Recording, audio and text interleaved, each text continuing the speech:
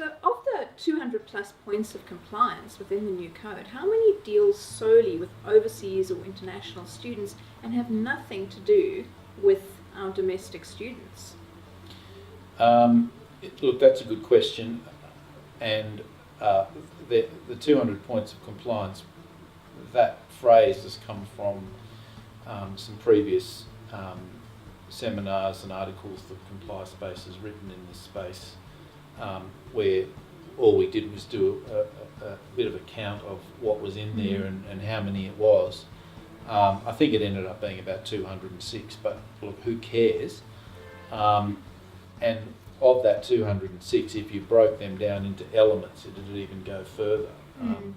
All we were doing, and all that's relevant here really, is that there are a large number of compliance points specifically related to international students. The question also really highlights the fact that that a number of compliance requirements are just because they are another student in the school. So student duty of care requirements, child protection requirements, because they're in the school, there's no difference in the way, no lesser requirement for them. There may be some additional requirements, but there's no lesser requirements for them because they're an international student. The duty of care still remains. And actually that's worth mentioning, because sometimes it's easy to get distracted by the compliance points and not think in terms of the same overall duties that you have to your domestic students and sort of think they're in some other category. Well, they're not. They're child protection, duty of care, all of that still applies. So in one sense, I think the better question is there any school policies for domestic students that wouldn't apply to the overseas?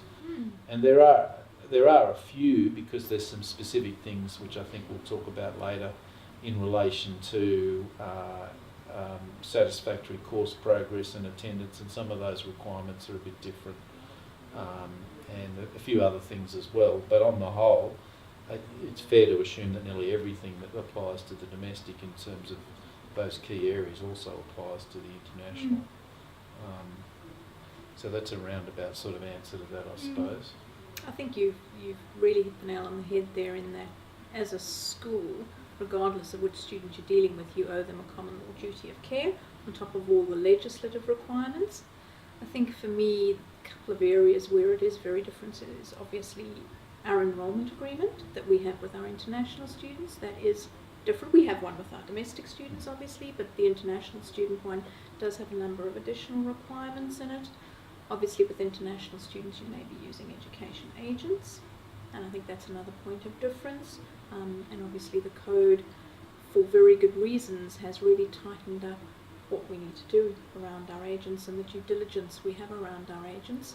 And that, I think, then links back to another important intention of the legislation and the code, and that's to protect the reputation of Australia's education system. And obviously agents play an important role in that, in terms of protecting Australia's reputation, but also the school's reputation.